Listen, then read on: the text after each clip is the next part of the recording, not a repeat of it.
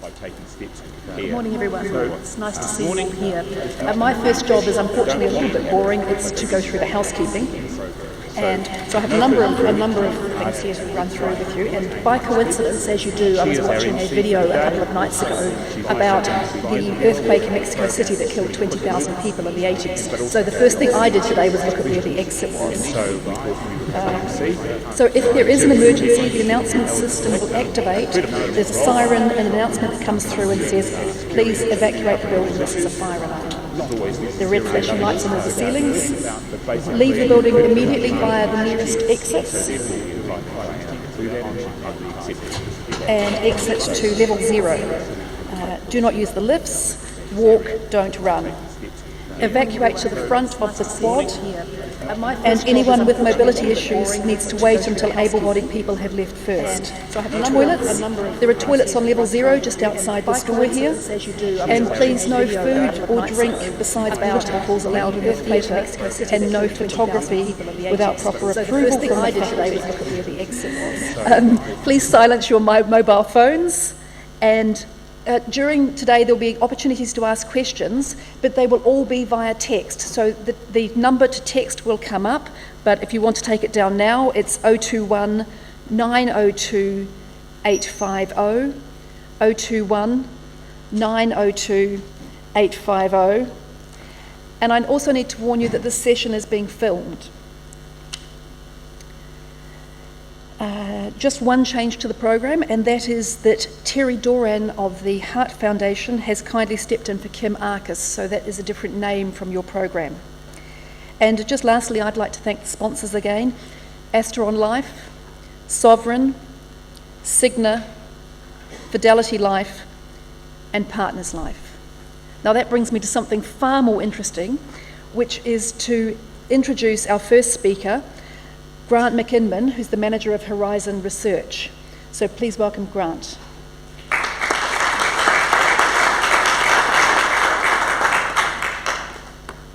Thank you, Diana. Welcome.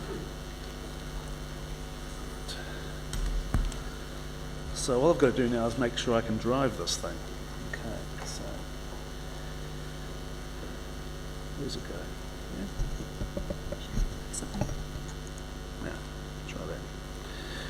Right, so what we're going to look at is the results, top-line results of a survey we did in June and July this year, and also it links to some work we also did in 2012 for the Financial Services Council. So we've been looking at what the gap is like for a little bit period of time.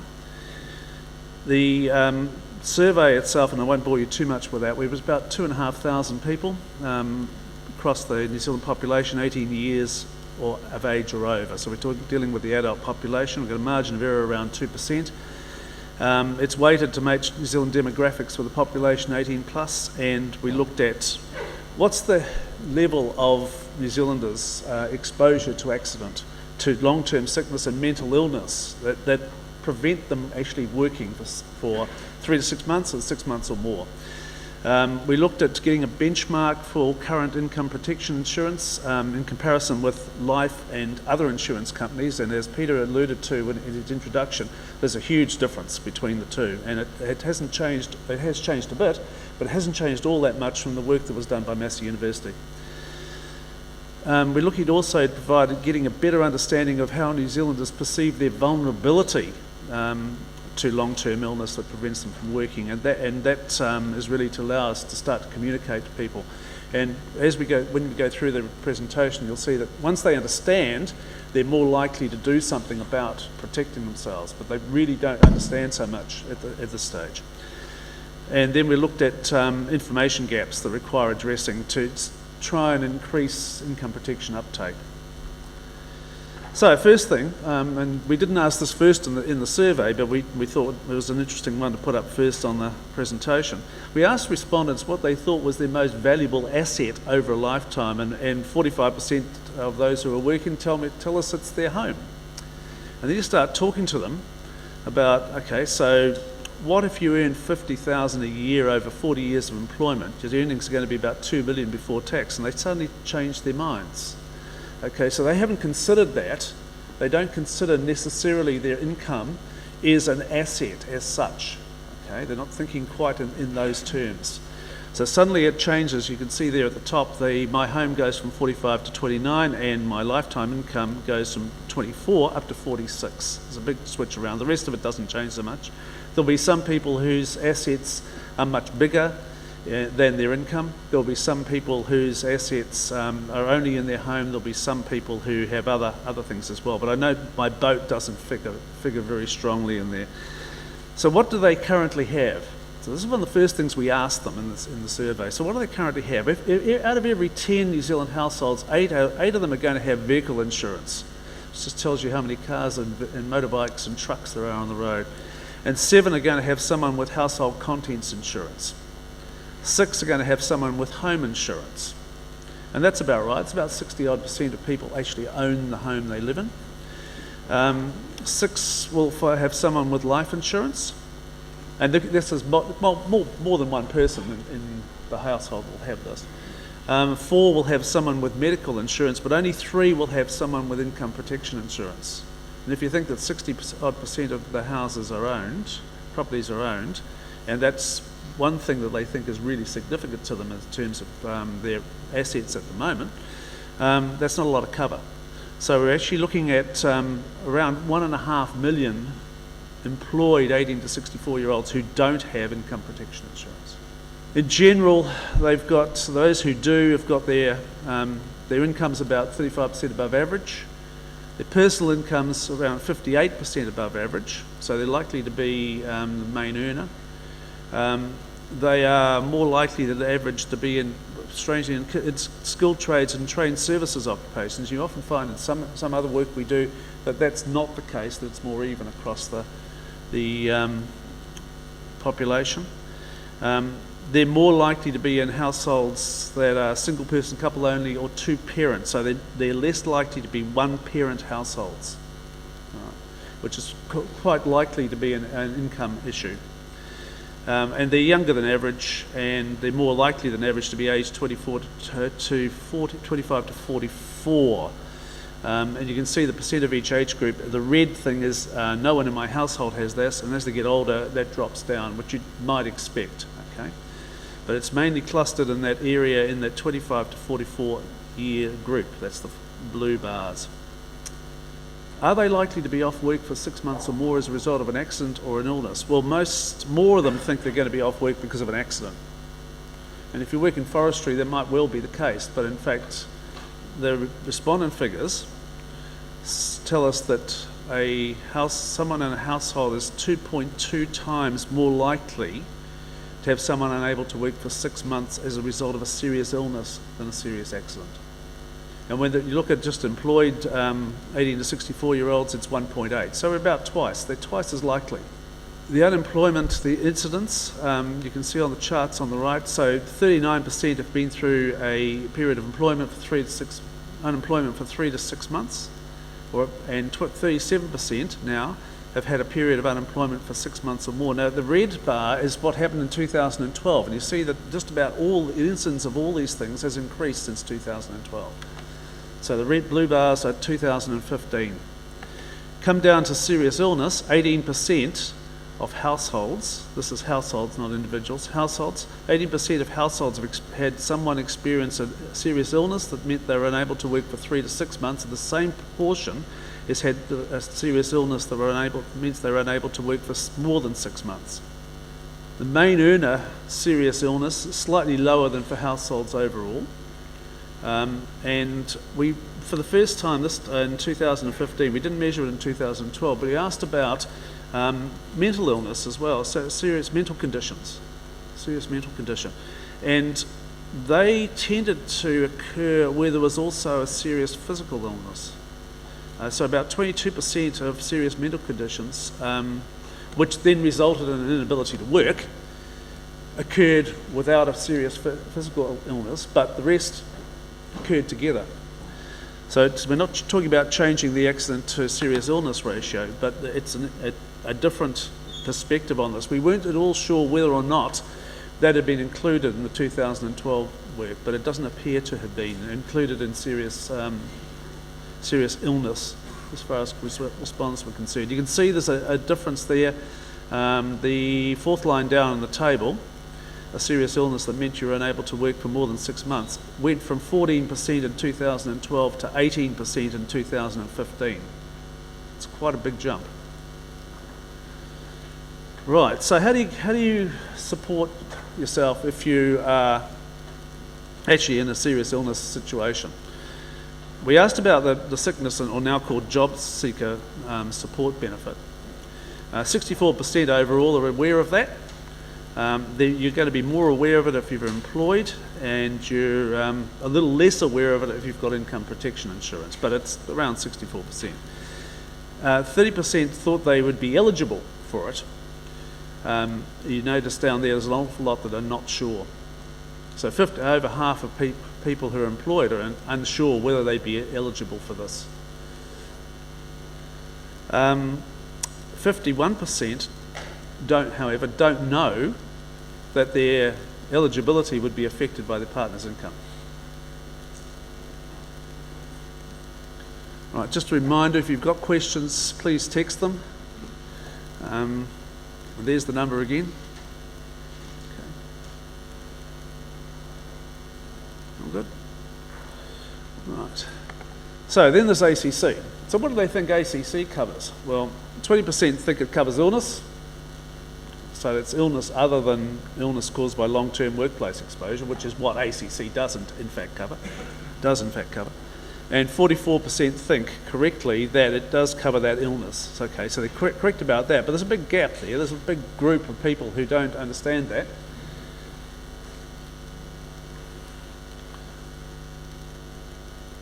And that means that they could well be vulnerable because they're expecting maybe to get cover that isn't in place. So what is the vulnerability of people? We asked them whether they could, for how long they could continue to pay their current household expenses and maintain their standard of living after their sick leave and annual leave had run out. So how long could they go for? And in 2012, there were two things happening. One, we saw that a lot of people couldn't last more than a week, and certainly by 4 weeks, 50-odd% couldn't maintain their standard of living and pay their current household expenses, okay? So, and they also told us at that stage that they were starting to retire debt. So things were happening in 2012 is a little bit different. And part of that was coming out of the global financial crisis. They'd gone through, surviving through that, and now they were saying, oh, I need to get rid of some debt. So we expected things to have changed a bit, but it hasn't really. And so if you look at that, you've got about 18% who can't survive more than a week. You've got about 33% who can't survive more than 3 weeks. And by the time you get to 4 weeks, you've still got 53% sitting in there, yeah? But then it drops away. So after 4 weeks, same sort of pattern we saw in 2012. After 4 weeks, they can't survive anymore. They can't pay, well, they can survive, but they can't continue to pay their household expenses, and they can't maintain their standard of living. Over half, around about half. The other thing that changed, I think, in comparison with 2012 was that the tail was longer. So when it gets out towards 6 to 12 months or more, it's got a little stronger. A few more can actually survive through that period. But fundamentally, we're looking at around, after 4 weeks, around half of them gone. Now, what happens if you then ask them, well, what about if you were going to pay your mortgage or rent, even if you had to stop paying other things, what happens? It's the same story. 47 can't pay their mortgage or rent after 4 weeks. So if you're a bank and you're sitting there looking at your clients and going, oh, we've just discovered they've got a serious illness, not going to be able to work, you'd be a bit worried, okay? And the average household, we also asked them how much do they actually need to survive, to cope with loss of income involving illness as a result of the illness. And it's $683 a week on average. That's working on brackets of income. But it's an average around 680, which is sort of similar to what people think they will actually need in retirement. So it's just, but that's just added on. If I lose my income here, I need at least 680 in addition to any other income that might be coming into the house. And when you say to them, okay, if you did, so now we've told you all these things about, because we basically, the way we work the surveys is we ask them a lot of information about how they feel about these things, how they perceive things, and then we will often show them or give them information about things and see whether that changes, whether it changes. So once they've had the time to actually think through what they would do and what the implications are and what actually the incidence of illness is, suddenly you get more people who are going to say, oh, I think I actually need to do something about this. So when you tell them, there's an additional around nearly 80,000 people who would actually go, I really need to investigate this and maybe go and buy some income protection or get some income protection for me personally, get some income protection. If that happened, we'd be up to around, including some people who are thinking now that they should do it, we're up around 45% of households would have someone with income protection insurance, but it's going from around 34% now.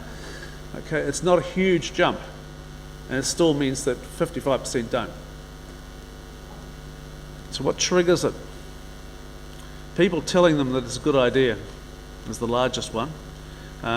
You see there, 46% are saying that if it was recommended by what's been triggered, these are the people who actually had personal income protection insurance or trauma or disability or critical risk or whatever it's called. 46% say it was recommended to them by a financial advisor, a bank or an insurance broker. Right. There is some effect of experience in there. About 30% have been affected done it as a result of have experienced either their own experience or experiences of a friend or family member, but it's very strongly about people actually recommending them, making the case for it, if you like. And 35% had arranged their income protection insurance directly with an insurance company, 30% with a bank. The banks are becoming very important in this, and 18% with an independent advisor overall. And do they think it's going to be easy to do it? Well, generally they think it's difficult to arrange adequate and affordable. When we rolled those two together, but from other questions in the survey, it's probably more likely to be the affordability. That's the issue. People don't necessarily understand how much they would need to pay. Where there's been other income protection insurance in a household, they've got a much better handle on that. Where they're thinking about they may actually buy income protection insurance in the next 12 months, they've got a much better handle on what it's actually going to cost them, what it's worth. But where they don't, where they haven't actually thought about it, they think it might well be difficult, probably because of affordability. But generally, you're talking here, you've got, 42% who think it's going to be difficult or very difficult to actually arrange adequate and affordable income protection insurance. So there's a task for the industry, I suppose. People know that their home is the most valuable asset, or think their home is the most valuable asset, but then you talk to them about the incidence and what's the effects and get them to think about it, and suddenly that changes.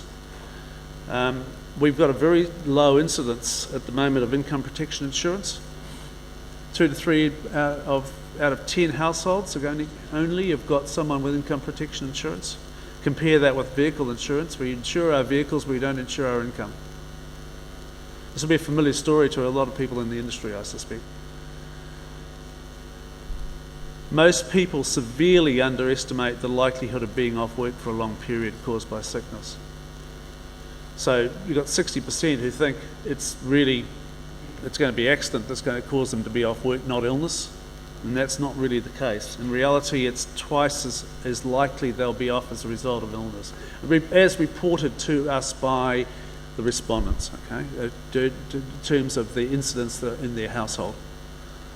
And many people don't understand that social welfare or ACC may not be able to help them, depending on the cause of the illness and depending on their partner's income. They may not be able to get us other assistance. They also don't necessarily understand how financially vulnerable they are. And as a result of not understanding that, they do actually become quite vulnerable if they have a long-term illness that prevents them working. So, as Peter said at the start, around 55,000 households, 1,000 a week, experience a sickness event that means someone's able to work for 3 months or more. And only 1 in every 8 households where there's a serious illness preventing employment for 6 months or more had income protection insurance in place when it happened, which is quite scary, really. That's quite small. So, questions? Do we have any questions, Tim?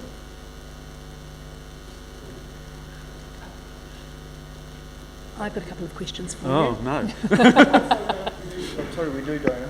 Pardon? Whether the slides will be made available. Sorry, beg your pardon? Whether the slides will be made available to attendees. Will the slides be made available? And I know that there's a real lack of understanding among the public about income protection insurance, and I quite often, as a journalist, to read the barometer of what people are thinking, I go onto the Trade Me forums, and I saw a thread in there of a woman who'd gone on and said, "Help! We need to get income protection insurance. My husband's just had a heart attack,"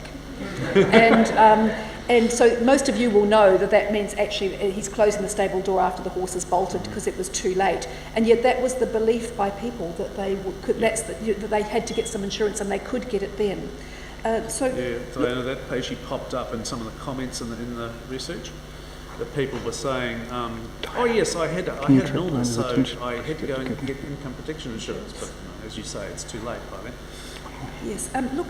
For you, with the research, what was the single most important or single most interesting thing that came out of it for you personally? I think personally, the thing that's scariest is the huge gap.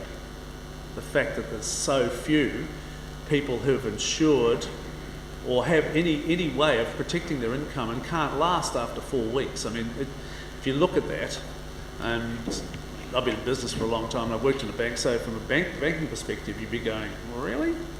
Why aren't we getting more of our customers into this? Because it's actually helping us out as well. But it's the sheer gap, the fact that we've only got a small proportion of households actually protected, really. And a lot of people don't understand it. I think they don't understand. They think it's going to be too expensive. They don't necessarily understand how it works or why that's necessary. Thank you. Did this result in the staff that were involved? Did it result in discussions around the water cooler? Yes, we've had a few discussions about the water cooler. Yes, yes, it did. I think the people who are involved are largely do have income protection insurance, but nonetheless, there were some interesting discussions. I'm sure someone out and bought it straight afterwards. So a question from the audience here. Was there any difference between males and females as to their understanding of the need for cover? Males are more likely to have income protection insurance than females. Who's most worried? Females. Okay, so when you talk about the incidents, when you talk to them about what could actually happen, the people who are most worried are females. Now, whether they're influencers, which they could be, and will therefore, if the male's the major earner in the household, will they influence the male to actually get income protection insurance? Or if they're the major earner, what will they do? They probably will go and get income protection insurance when they understand. So there are some differences. Another question from the audience. You've researched who needs very well. What is the claims experience relative to their need for income protection? Claims experience? Well, we know that the 1 in 8, I mean, I can only answer from the numbers we've got, but 1 in 8, when they had an event, actually had income protection insurance. If you're talking about, I'm not sure who asked that, but if you're talking about what was it like dealing with the insurer, we didn't really ask that question. The people who'd made comments, though, we asked them what actually happened when they had that event in the household. And I mean, people are saying there's a whole range of things from, well, we had insurance, it was really great, they paid out, it was great, lump sum, no problem, everything worked, to the other end of the spectrum, well, we lost the house. So there's a very wide range of experience. Some people who have insurance have found it reasonably good, they have no real problems. There's the odd one that mentions, we had a bit of an argument about whether or not we were really covered. But for most of them who said they were covered, there was no issue. It didn't appear to be an issue. Then the people who didn't cover, it was hard. They're basically saying it was really hard. Thank you. Just one more. Oh. Was there any review of trauma cover and where families thought they didn't need income protection because they had trauma? Oh, sorry. Was there any review of trauma cover? We didn't ask that. We said to them that income protection insurance includes things like trauma cover or whatever, some of the other types of descriptions of it that are used in the industry, so that we were talking about it as a catch-all phrase. We're using that as a catch-all phrase, so there's no separation out. And just one last question. What is the most important piece of information to get people to think about protecting themselves? Understanding the incidents, we think. So they understand that in fact they're much more likely to be off work as a result of a serious illness than of a serious accident. People think in terms of serious accident, they don't necessarily think in terms of serious illness, and yet the incidence is twice. So they need to understand that, and they need to think about how long could they last for if in fact they were off work as a result of a serious illness. Thank you. There's more questions coming in. For those aware of the need for income protection, what was the main reason they didn't take it out? Did we ask that? We can only work on comments. It's often, I didn't think it was, there's two things that tend to pop up. I didn't think it was necessary or was expensive. We didn't delve into that into any great detail, but those are comments that actually arose. And there are more questions coming in. Given the size of the post-65 cohort, why has the insurance sector failed to provide a policy that will provide $683 weekly cover for expenses for retirees? In a way, this is a question for the industry, Yeah, so I might just answer that one. I might move on to that one. And do the public think social benefits are high enough? I can't, well, that's difficult as well because it's not really covered by this particular survey. I don't think I'll be able to answer that one either. Okay, not in respect of this particular survey. And if you have any more questions, Grant will be available at morning tea, is that correct? No, I have to be away, unfortunately. So I'm sure. But if there are, Tim, maybe we could arrange that we capture them and see what happens. Yeah. Oh, sorry, apparently there's another one I need to ask. Does the 75% benefit cause issues for households in the event of a claim? The fact that it's 75% of income, I assume you mean. Yes. The people who had insurance didn't say that was an issue. They didn't raise that as an issue. They were basically saying, yeah, it all worked, things were in place, we were okay, thank heavens, sigh. Okay, so that didn't come up as a major issue. Somebody just wants to check, the survey would categorise trauma and income as the same insurance. Is that what you said? We said income protection insurance, which includes things like trauma cover and some of the other things that the industry commonly calls similar sort of thing. Income protection, TBD, trauma, mortgage and credit that were related to illness. All of those. A generic category we're trying to get from the categories of because people have all sorts of, I think mine's called trauma cover, right? But there's other people who have mortgage protection insurance only, and some people have this, but it's all a form of income protection, right? So we actually rolled that together. So we defined that at the start of the survey. This is what we're talking about, so that people could actually think about it. Because people will go out and they will look at different forms of this insurance. It won't all be the same. They'll look at what's suitable for their requirements at the time. Great. Well, with that, I would like to welcome you to join me in thanking Grant for his presentation. Thank you.